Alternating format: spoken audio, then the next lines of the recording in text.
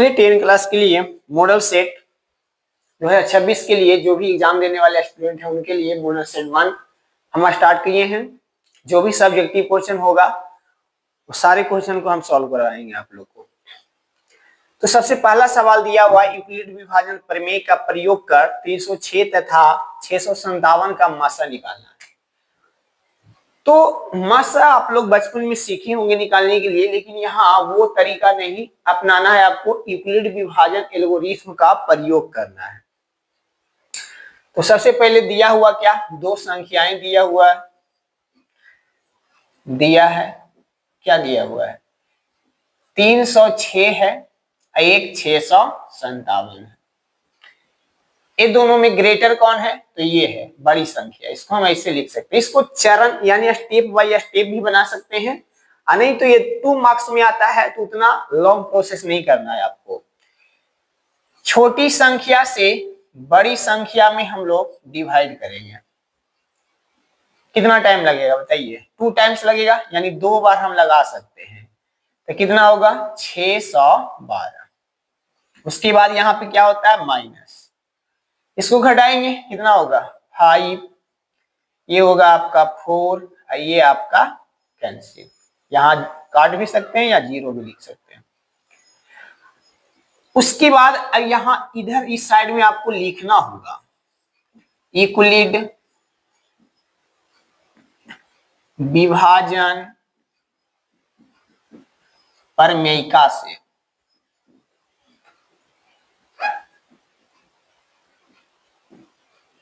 या सिर्फ यूक्लिड विभाजन प्रमेय के अनुसार लिख सकते हैं। तो क्या होता है, इसको क्या बोलते हैं, जिससे डिवाइड किया जाता है उसे भाजक बोलते हैं, जिसमें डिवाइड दिया जाता है उसे हम लोग क्या कहते हैं, भाज्य कहते हैं, और इसे भागफल और इसे शेषफल। तो क्या जानते हैं, भाज्य बराबर भाजक गुने भागफल प्लस शेषफल। इसका मतलब इसको हम लिख सकते हैं 657 डिवाइड किससे हम लोग किए, यानी भाजक गुने भागफल प्लस शेषफल, हो गया 1 स्टेप। फिर इसी से इसमें हम लोग फिर से भाग देंगे। कितना बार लगेगा देख लीजिए आप, 5 टाइम्स लगेगा, 5 5 25, 5 20 2 22, और भी लग सकता है, और लगाते हैं 6 टाइम इसको लगा देते हैं। देखिए इसको हम लोग 6 टाइम लगाते हैं, 6 5 30, 6 24, 25 26 27। तो ये कितना बचेगा देख लीजिए 6, ये कितना बचेगा 3, और ये आपका कट गया। अब देखिए फिर से लिखेंगे वही चीज, हम लोग कितना है 306 लिख सकते हैं। फिर क्या होगा भाजक गुने भागफल 45 गुने 6 प्लस शेषफल, कितना आ गया आपका 36। फिर और स्टेप बढ़ाएंगे, फिर इससे हम लोग इसमें भाग देंगे, काटिए कितना बार लगेगा 1 टाइम लगेगा, तो 36 हो गया, कितना बचेगा 9, ये हो गया आपका समाप्त। अब देखिए इसको फिर से लिखेंगे, भाज्य बराबर भाजक गुने भागफल प्लस शेषफल। देखिए जब तक शेष 0 नहीं आएगा तब तक आपको डिवाइड देते जाना है। फिर अब इस बार किस में देंगे 36 में, 4 टाइम्स ये आपका कट गया, देख लीजिए कितना आ गया आपका, ये 0 और 0 आ गया है ना। तो काटने की वजह आप 0 भी यहाँ पे आप लिख सकते हैं, ठीक है। फिर इसको लिखेंगे 36 भाज्य बराबर भाजक गुने भागफल प्लस शेषफल। जैसे ही शेषफल आ जाता है तो यहाँ पे हम लोग क्या देखिए कि जो r का मान आया, शेषफल को रिमाइंडर को यानी r से हम लोग रिप्रेजेंट करते हैं, तो r का मान कितना आ गया आपका 0। तो जो आपको जो अंत में जो भाजक शेष 0 किया है वही जो भाजक होता है वही उसका मासा होता है। तो हम यहाँ पे लिख देंगे, अतः क्या लिखिएगा 306 तथा 657 का मसा कौन होगा 9, या शॉर्ट में इसको आप लिख सकते हैं मसा किसका किसका 306 और 657 का मसा कितना आ गया 9। ये आपका आंसर हो गया। या एक तरीका और भी लिख सकते हैं इसे HCF हाईएस्ट कॉमन फैक्टर किसका किसका 306 657 बराबर कितना आ गया 9। चाहे आप ऐसे लिख दीजिए चाहे ऐसे लिख दीजिए, बात एक ही है ना। ये हुआ पहला सवाल। कोई भी एजुकेशन वीडियो होता है तो आप लोग उसी वीडियो को लाइक और कमेंट करते हैं जिसमें कुछ कहानी, जिसमें कॉमेडी, फालतू का बकवास किया जाता है, सिर्फ उसी को आप लोग लाइक कमेंट करते हैं। और जिसमें सिर्फ मुद्दा की बात किया जाता है उसको आप लोग देखते भी नहीं है, कमेंट भी नहीं करते हैं, लाइक भी नहीं करते हैं। हमें तो कोई बकवास करने आता नहीं है तो हम कर भी नहीं सकते हैं, सीधे मुद्दे की बात पढ़िए आप लोग। चलिए सेकंड नंबर देखते हैं हम लोग। इसको प्रतिस्थापन विधि से हल करना है। इसका मतलब x और y का मान आपको निकालना है।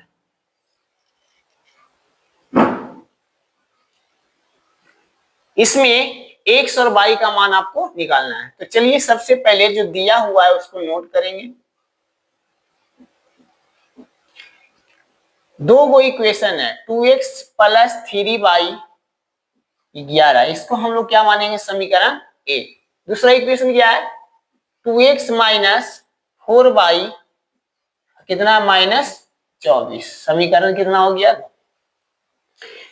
इसको आप विलोपन विधि से भी सॉल्व किया जाता है, प्रतिस्थापन विधि से भी सॉल्व किया जाता है, वज्र गुणन विधि से भी सॉल्व किया जाता है ना, ग्राफीय विधि से भी सॉल्व किया जाता है। लेकिन आपको यहाँ बोल दिया है कि प्रतिस्थापन विधि से सॉल्व कीजिए, x और y का मान निकालिए। जब प्रतिस्थापन विधि कहता है तो किसी एक समीकरण को हम लोग लेकर चलते हैं। चलिए समीकरण 1 से हम लोग आते हैं, या 2 से भी चल सकते हैं आप। समीकरण 1 से आते हैं।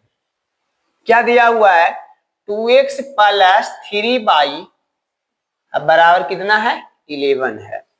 इसमें किसी एक को छोड़ दीजिए इधर, चाहे y को छोड़ दीजिए चाहे तो x को। चलिए हम y वाला पार्ट को इधर छोड़ते हैं। 3y इक्वल टू 11 इधर जाएगा तो कितना होगा -2x। यहां सिर्फ हमको y चाहिए, तब y का जो मान आया वो 11 माइनस 2x अब बटा में कितना हो जाएगा 3 है ना, इनटू में था डिवाइड में गया। यहां से हम लोग y का मान निकाल लिए, इसको मान लेंगे हम लोग समीकरण 3। इसके बाद कुछ नहीं करना है। y का मान यदि आप 1 से चले हैं इस y का मान इक्वेशन 2 में रख दीजिए। यदि आप 2 से चलते यहाँ x या y जो निकालते इक्वेशन फर्स्ट में रख देते हैं। तो 1 समीकरण से चले हैं तो y का मान समीकरण 2 में रख देते हैं। तो लिखेंगे यहाँ पे हम लोग कि y का मान समीकरण 1 में रखने पर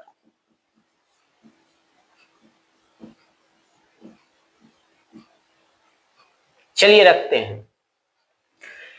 इधर आते हैं, देखिएगा ये y जो है ना y का मान इसमें उठा करके रख दीजिए। 1 में नहीं रखना है ना, किसमें रखना है 2 में। 1 से चले हैं तो किसमें रखेंगे 2 में रखेंगे, ठीक है। अब यहाँ आइए क्या लिखा हुआ है बाबू 2x माइनस 4, यहाँ y है, y का मान उठा करके आप रख दीजिए 11 माइनस 2x बटे 3 है ना। सिर्फ कुछ नहीं करना था, y का मान उठा करके यहाँ पे हम इसकी पोजीशन पर रख दिए। बराबर में क्या है -24 है। अब इसको सॉल्व करना है आपको। तो ये हो गया आपका 2x, ये गुना होगा दोनों, तो ये हो जाएगा कितना 11 चौके 44 हो जाएगा। अब माइनस कितना हो जाएगा आपका 4 दूनी 8x, अब बटा में कितना है 3 बराबर कितना है -24। अब इसका एलसीएम आप ले लीजिए, एलसीएम कितना होगा 3 होगा।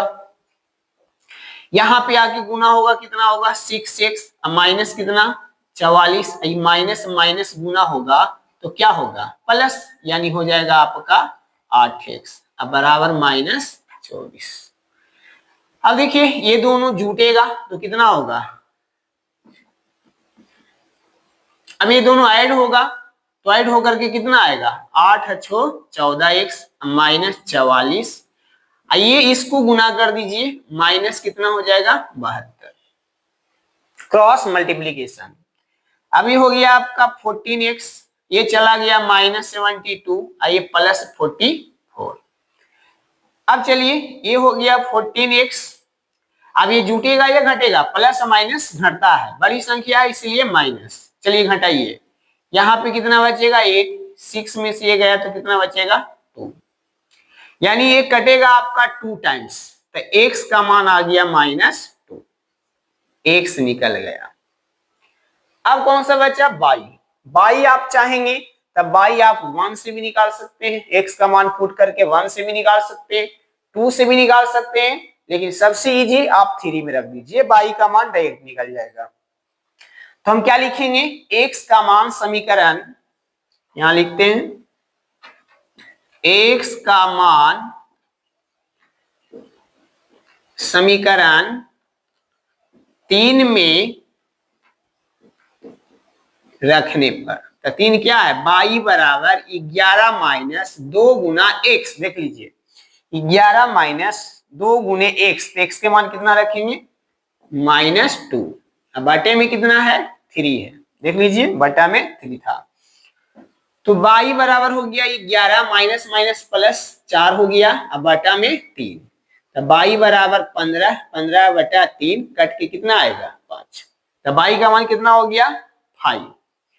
तो हेंस करके हम लोग लिख देंगे, हम लोग को निकालना था x का मान और y का मान, x का मान आया -2, y का मान आ गया 5, यही आपका आंसर हो गया। कौन सा विधि से निकालना था, प्रतिस्थापन विधि से, तो प्रतिस्थापन विधि से हम लोग सॉल्व कर दिए, x का मान -2, y का मान y का मान 5।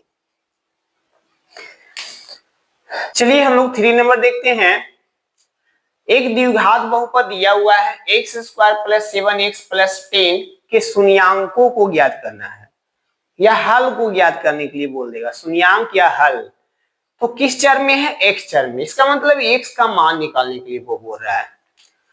तो कितने x का मान होगा, तो जितना घात होता है उतना उसका x का मान होता है, यानी उतना शून्यांक होता है।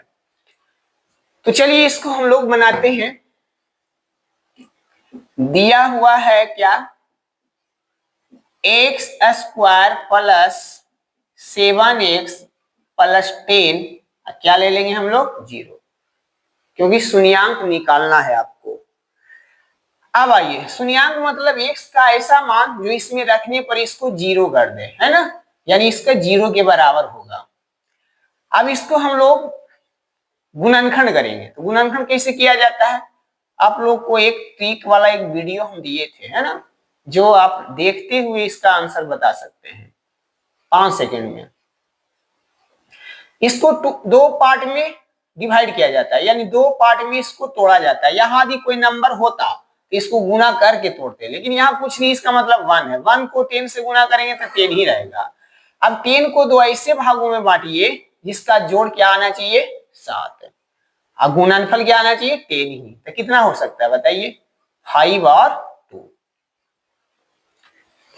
अब देखिए यहाँ पे प्लस है, तो यहाँ पे अपनी मर्जी से नहीं, यहाँ सवाल के अनुसार लिया जाता है, ये प्लस है प्लस दे दिए, उसके बाद ये जोड़ के आ रहा है कि घटा के, तो ये जोड़ के साथ आ रहा है, इसीलिए यहाँ पर भी चिन्ह क्या होगा प्लस ही होगा।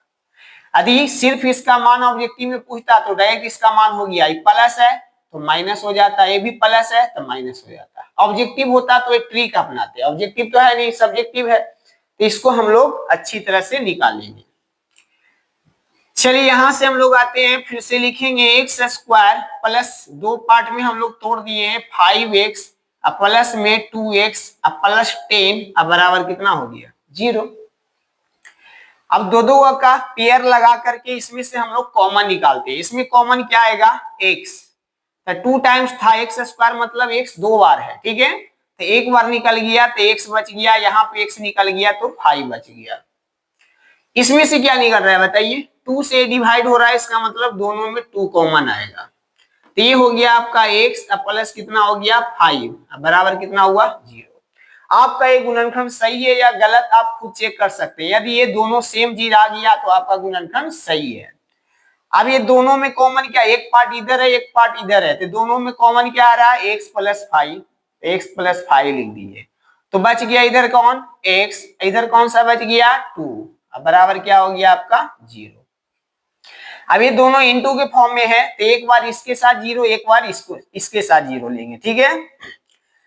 तब क्या हो जाएगा x प्लस 5 बराबर 0, इसीलिए यहां से x का मान निकल गया, ये पॉजिटिव है उधर जाएगा तो नेगेटिव। एक स्टेप लिखना है तो ऐसे लिखेंगे -5 है ना, तो यहां से जो x का मान आएगा वो 0 में से 5 घटेगा तो -5 ही होगा, ठीक है। ये x का मान आपका निकल गया। एक और x का मान निकलेगा, इसको लेकर के चलेंगे। x प्लस 2 बराबर 0, x बराबर 0 माइनस 2, तो x बराबर कितना हो जाएगा -2। x की कितनी मान आए, 2 मान आए है ना। तो हम बताए थे ना कि जितना अधिकतम घात होता है, यदि कोई भी समीकरण है जितना आपका अधिकतम घात होता है उतना हल होता है। तो देख रहे हैं ना ये द्विघात समीकरण है या बहुपद भी बोल सकते हैं, तो इसका सबसे ज्यादा पावर कितना है 2 है। इसका मतलब इसमें शून्याङ्कों की संख्या जो होगी वो 2 होगा। तो देखो x का मान आ गया -5 और -2 आ गया। ट्रिक से भी बताए थे उतना ही आया था। तो ऑब्जेक्टिव में ट्रिक अपनाना, सब्जेक्टिव में आपको मेथड से बनाना होगा।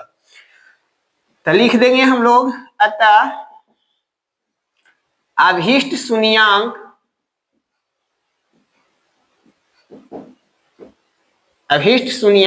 कौन कौन हो गया -5 और कौन सा हो गया -2।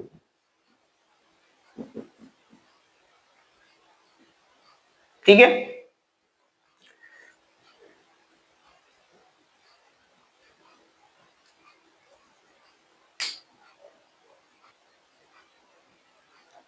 इसमें आपको एपी ज्ञात करना है।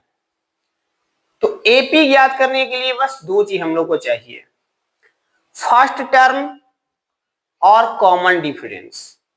यानी a1 का मान या a1 लिखिए या तो a लिखिए, ठीक है। फर्स्ट टर्म या कॉमन डिफरेंस, जिसको सार्व अंतर बोला जाता है और पदांतर भी बोला जाता है ना, उसको d से रिप्रेजेंट किया जाता है। कौन सा d, स्मॉल d। यदि हम a1 और d का मान निकाल लेते हैं तो AP हम लोग आराम से बना सकते हैं। तो कहां से आएगा a1 और d, तो देखिए आएगा जो सवाल के अनुसार हम लोग चलेंगे। तो इसमें क्या दिया हुआ है आप देख लीजिए ध्यान से। इसमें दिया हुआ है तीसरा पद। अच्छा, कोई भी पद यदि लिखना हो, मान लो कि 10वां पद लिखना है तो a10 लिखेंगे, ठीक है। या टर्म को ऐसे भी रिप्रेजेंट किया जाता है t10 यानी t10 भी लिख सकते हैं। मान लीजिए 20वां पद लिखना है तो a20 लिखेंगे या तो t20 लिखेंगे, ठीक है। तो दोनों में से किसी से भी रिप्रेजेंट कर सकते हैं। तो देखिए यहां बोला है तीसरा पद, तो तीसरा पद को कैसे लिखेंगे बाबू, a3। इसका मान कितना दिया हुआ है 5,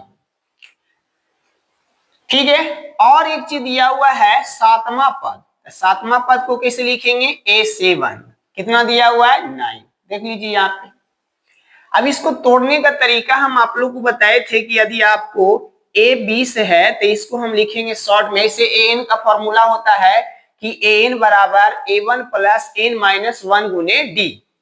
तो उतना इसको शॉर्ट में लिखने का तरीका है, a लिखिए या a1, बार बार बोल रहे a लिखिए या तो a1, सेम ही चीज है। तो a प्लस इसमें से 1 घटा दीजिए तो कितना होगा 19d, ऐसे लिख सकते हैं। मान लीजिए कि a31 को लिखना है तो हम लिख सकते हैं a अब प्लस में कितना 30d, मतलब इससे एक काम करके d के साथ लिख दिया जाता है। तो चलिए इसी के अनुसार यहाँ पे हम लिख सकते हैं a3 को कैसे लिख सकते हैं, a प्लस 2d बराबर कितना 5। ये हो गया समीकरण 1। इसको कैसे लिख सकते हैं हम लोग, a प्लस 6d बराबर 9। ये हो गया आपका समीकरण 2। दो इक्वेशन जो दिया हुआ था उससे हम लोग तैयार कर दिए। अब विलोपन विधि से सॉल्व कर दीजिए। a और a सेम चीज है ना, तो सिर्फ यहाँ पे हम लोग लिखेंगे समीकरण 1 माइनस 2, यानी एक में से दो को घटाने पर इसको सरिया लीजिए, a प्लस 2d बराबर 5, इसको लिख लेते हैं a प्लस 6d बराबर 9। जब घटाने पर लिखा जाता है तो नीचे वाला जो होता है उसका साइन चेंज हो जाता है, ये कुछ नहीं है, पॉजिटिव है तो क्या होगा नेगेटिव, यहाँ पॉजिटिव है नेगेटिव, यहाँ कुछ नहीं है प्लस है, इसका मतलब है क्या होगा माइनस।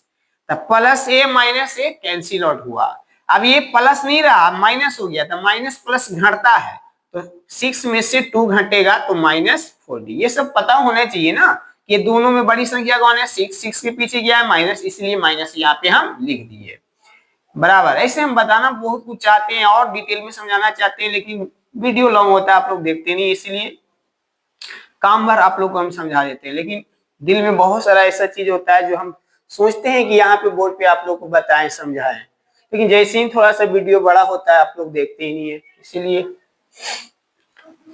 इसको ये माइनस ए प्लस है घटेगा, 9 में से 5 घटा दीजिए -4 बचेगा, -4 से -4 डिवाइड होगा तो क्या बचेगा, d का मान आ गया +1, कट गया तो +1, माइनस से माइनस कट गया, 4 से 4 कट गया 1 टाइम, है ना, d का मान 1 आ गया, d तो निकल गया। अब हमको a का मान चाहिए, अब a का मान कहीं से भी निकाल सकते हैं, d का मान समीकरण 1 में रख दीजिए या तो 2 में रख दीजिए, a का मान निकल जाएगा। तो हम यहाँ पे लिखते हैं d का मान समीकरण 1 में रखने पर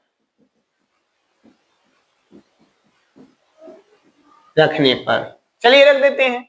a का मान कितना, देखिए a मान निकालना ही है, 2 इंटू डी, 2 इंटू क्या होगा 1, d का मान यहाँ पे रख दिए, इक्वल टू क्या है 5 है, तो ये हो गया a बराबर 5, 2 1 कम 2 प्लस में उधर जाएगा तो क्या होगा माइनस में, इसीलिए a का मान 5 में से 2 जाएगा तो कितना बचेगा 3। हम लोग को निकालना क्या था AP, ठीक है, नीचे नहीं ऊपर हम लिख देते हैं, ठीक है, क्योंकि शायद नीचे नहीं दिख पाए। तो अतः हम लोग को निकालना क्या था AP निकालना था, AP। चलिए AP हम निकाल लिए। AP किस लिखा था फर्स्ट टर्म, तो फर्स्ट टर्म क्या है 3 है। अब फर्स्ट टर्म में D को जोड़ते जाइए, आगे वाला टर्म निकलते जाता है, तो 3 में 1 जोड़िए कितना होगा 4, 4 में 1 जोड़िए 5, 5 में 1 जोड़िए 6, इसी प्रकार इसका कोई अंत नहीं है। यही आप लोग को निकालना था, हम लोग निकाल लिए, AP तैयार होगी।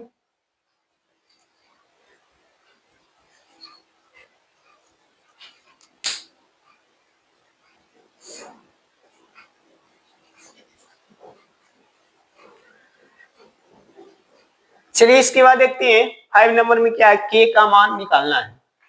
k के किस मान के लिए 2x square plus kx plus 3 equal to 0 के मूल बराबर है। तो पहले थोड़ा सा आप समझिए मूल बराबर के मतलब क्या होता है। यदि d का मान 0 आया, d का मान 0 आएगा तो मूल वास्तविक और समान होंगे, मूल वास्तविक और समान होंगे, ठीक है। यदि d का मान 0 से बड़ा आ गया, 0 से बड़ा का मतलब कोई धनात्मक मान 1 2 3 4 कुछ भी आ सकता है। यदि d का मान हम निकालें, d क्या अभी हम बताएंगे, d का मान निकाले 0 से ग्रेटर आ गया, इसको पढ़ते हैं d ग्रेटर देन 0, तो d का मान यदि 0 से बड़ा हो तो इसका मूल जो होता है मूल वास्तविक और असमान होंगे, ठीक है। लेकिन यदि d का मान 0 से छोटा आ गया, मतलब कोई माइनस में मान आ गया, तो d लेस देन 0 इसका मतलब हो जाएगा कोई मूल नहीं होगा, कोई मूल नहीं होगा।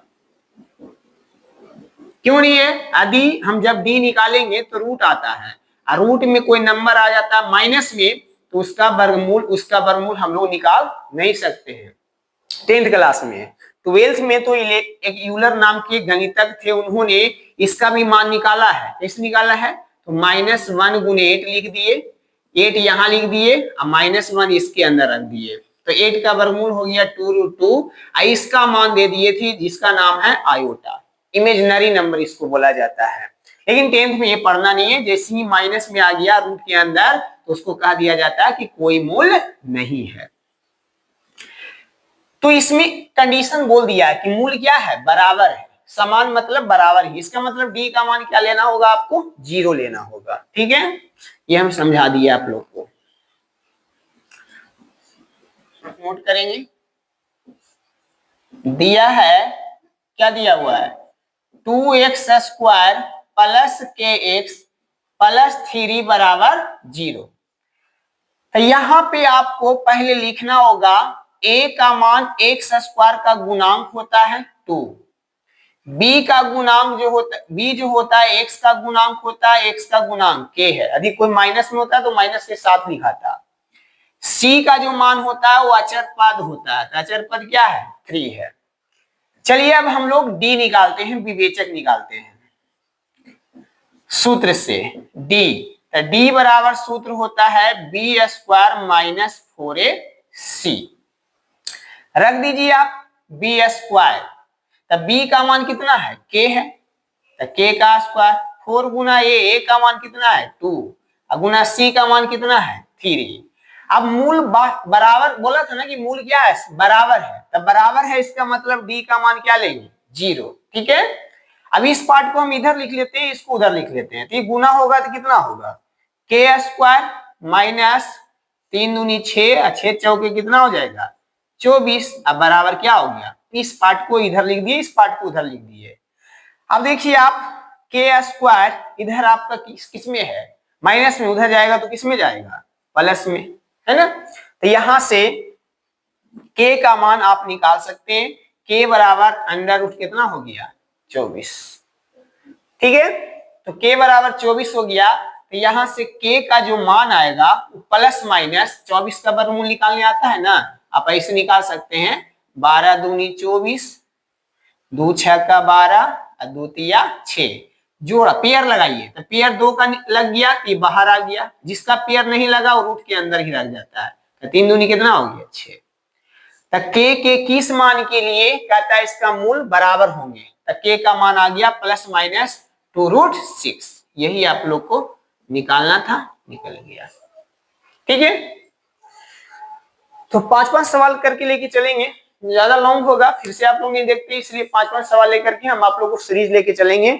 आप लोग का एग्जाम है 2026 में देना है, तो आप इस सीरीज को पूरा देखिए, अच्छी तरह से समझिए और पूरा वीडियो को देखिए। ठीक है, फिर कल 5 के बाद आगे भी सवाल पूरे सीरीज को हम बताएंगे, आप लोग अच्छी तरह से पूरे सीरीज को देखिएगा। ठीक है, और समझने की कोशिश, जहां भी कुछ दिक्कत होता है कमेंट आप कर सकते हैं, और कहां से आप लोग देखते हैं कमेंट जरूर कीजिएगा, लाइक जरूर कीजिएगा, एक सब्सक्राइब यदि नहीं किए तो आप कर दीजिए।